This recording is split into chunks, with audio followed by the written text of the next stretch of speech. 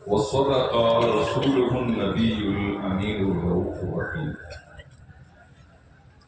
یہ کون اٹھا ہند شمالی کی زمین سے، یہ کون اٹھا ہند شمالی کی زمین سے، علم اور حقائق کی سنبھالے ہوئے تبدیل۔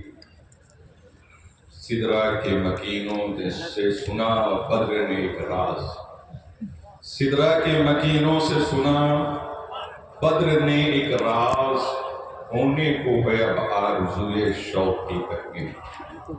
شاعر مشرق ڈاکٹر اقبال کہتے ہیں، عروج آدم خاکی کے منتظر ہیں تمام، عروج آدم خاکی کے منتظر ہیں تمام، یہ کہکشاں یہ ستارے یہ نیلوں افلاک۔ حضرات آئیے سب سے پہلے ہم لوگ بارگاہ مصطفیٰ میں صلاۃ والسلام پیش کریں۔ اللہم صلی اللہم صلی اللہ سیدنا شفیعنا وعلی آل سیدنا مولانا بارک وسلم صلو علیہ الصلوۃ والسلام علیہ یا رسول اللہ صلی اللہ علیہ وسلم۔ حضرات علماء کرام، اساتذہ جامعہ اشرفیہ بالخصوص نعم ملت اور آپ تمام زائرین حضرات، آج حضور ابو الفیض جلالت العلم، جنہیں دنیا حافظ ملت کہتی ہے، حافظ ملت عبدالعزیز محدث مراد آبادی بانی الجامعۃ الاشرفیہ یونیورسٹی کا 50واں عرس ہم منا رہے ہیں، جس کو گولڈن جوبلی سے بھی تعبیر کیا گیا، جس نے زرین سے بھی۔ میں چند دن پہلے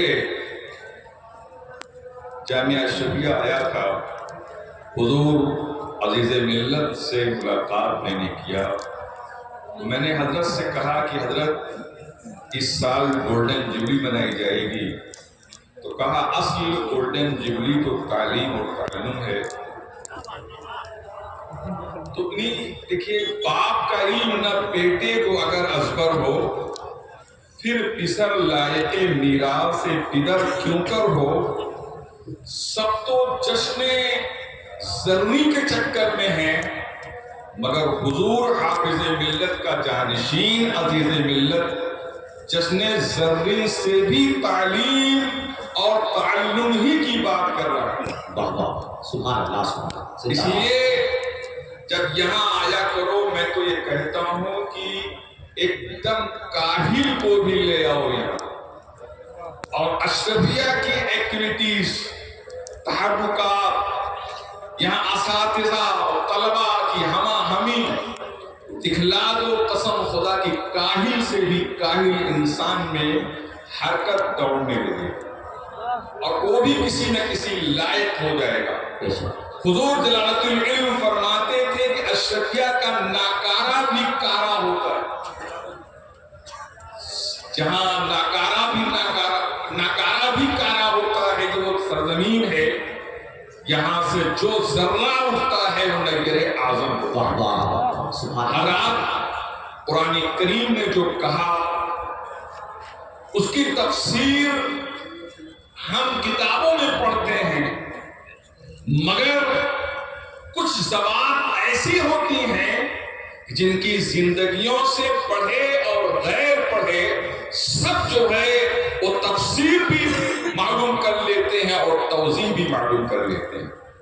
قرآن نے کہا وَسَارِعُوا إِلَىٰ مَغْفِرَةٍ مِّن رَّبِّكُمْ، اور دوڑ کے جاؤ، لپک کے جاؤ، تیز گام جاؤ اپنے رب کی بخشش کی طرف، وَجَنَّةٍ، اور ایک ایسی جنت کی طرف دوڑ کے جاؤ، أَرْضُهَا السَّمَاوَاتُ وَالْأَرْضُ، جس میں اتنی چوڑی ہے وہ جنت جس کی چوڑائی میں آسمان و زمین سب سما جائیں، اُعِدَّتْ لِلْمُتَّقِينَ، وہ اتنی وسیع و عریض، 7 طبق زمین کے، 7 طبق آسمان کے، یہ 14 طبق اگر جوڑ دیے جائیں، جوائنٹ کر دیے جائیں، تو جنت میں اگر ڈالا جائے اس کی چوڑائی میں سما جائے، اور خدا کہتا ہے اس جنت کو ہم نے متقیوں کے لیے بنایا۔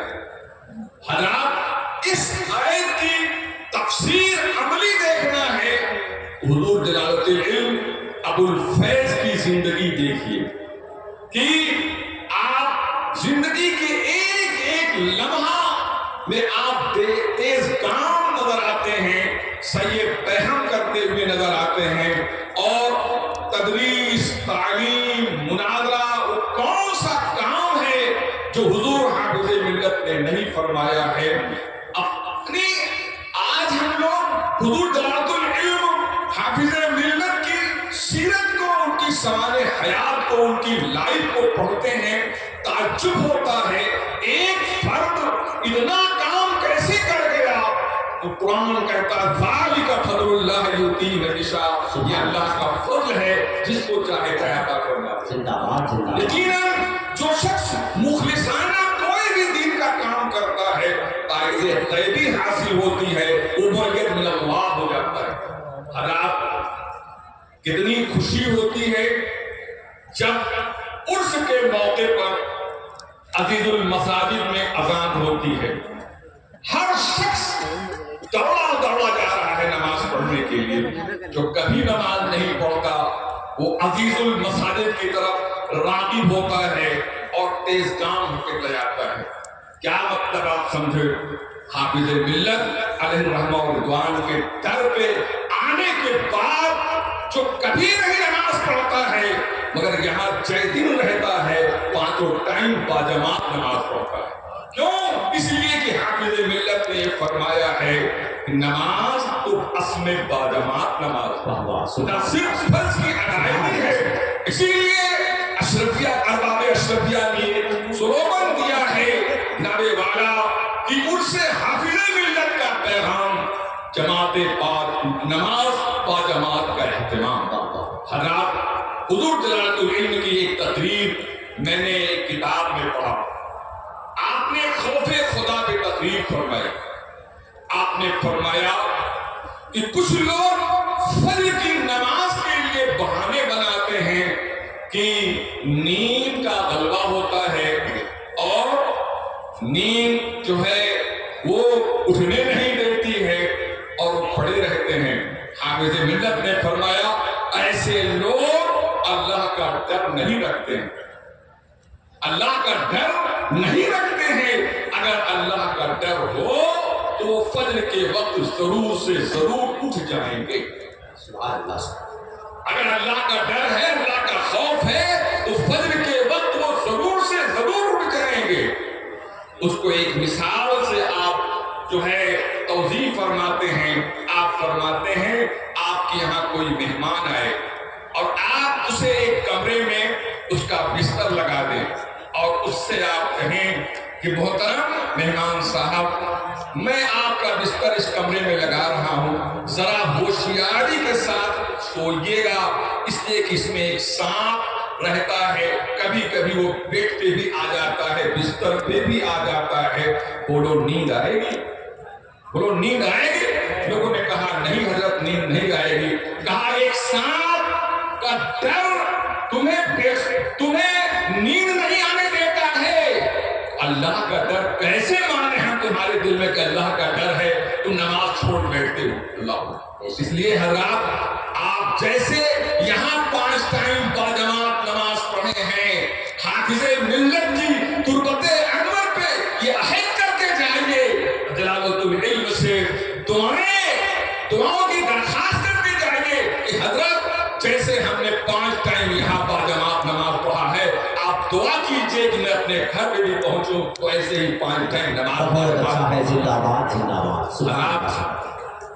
حدیث مصطفیٰ ہے ابن آدم جب انتقال کرتا ہے تو اس کا عمل منقطع ہو جاتا ہے، لیکن 3 لوگ ایسے ہوتے ہیں جن کا عمل منقطع نہیں ہوتا ہے بلکہ ان کا عمل کا سلسلہ جاری و ساری رہتا ہے اور ان کا عمل کا میٹر جاری و ساری رہتا ہے۔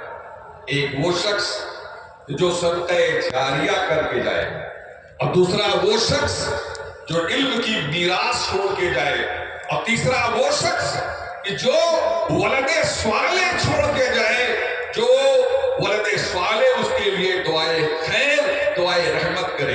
اس حدیث پر میں مکمل طور پر حضور حافظ ملت کو اس کا مصداق پاتا ہوں، اس لیے کہ حافظ ملت نے اتنا بڑا صدقہ جاریہ کیا ہے۔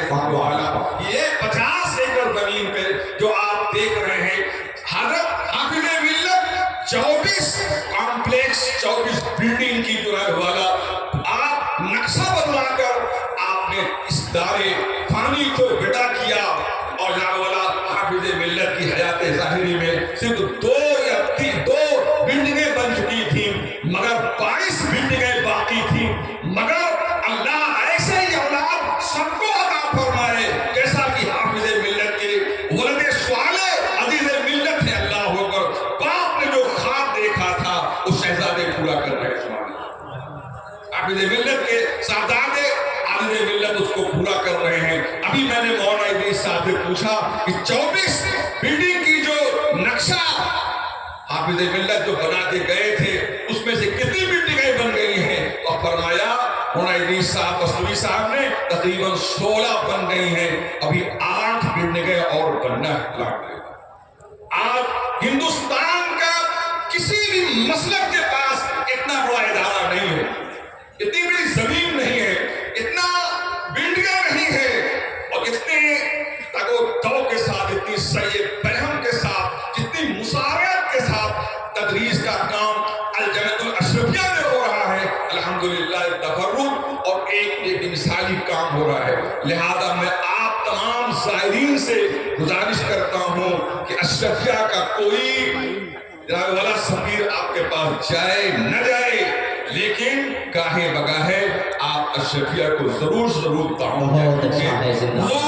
قاری ملت مولانا قاری شبیر رحمہ فرماتے تھے کہ اگر کسی کا کوئی کام اڑچن میں پڑا ہے اور وہ کام نہ ہو رہا ہو تو وہ منت مان لے کہ میرا یہ کام ہو جائے گا تو حضور حافظ ملت کے مدرسہ اشرفیہ کو چندہ دوں گا، انشاءاللہ اس کا کام ضرور ہو جائے گا، انشاءاللہ سبحان اللہ، اس کا کام ضرور ہو جائے گا۔ اس لیے آپ حضرات سے گزارش ہے کہ اشرفیہ کا آپ لوگ بھرپور لحاظ رکھیے، اور جتنا ہی زیادہ آپ تعاون کریں گے اتنا ہی اچھا اور کام ہوگا، اور انشاءاللہ العزیز اس ادارے سے وہ تمام ضروریات دین کی پوری ہوگی جو آج ملت کو اور قوم کو امت کو ضرورت ہے۔ وآخر دعوانا الحمدللہ رب العالمین۔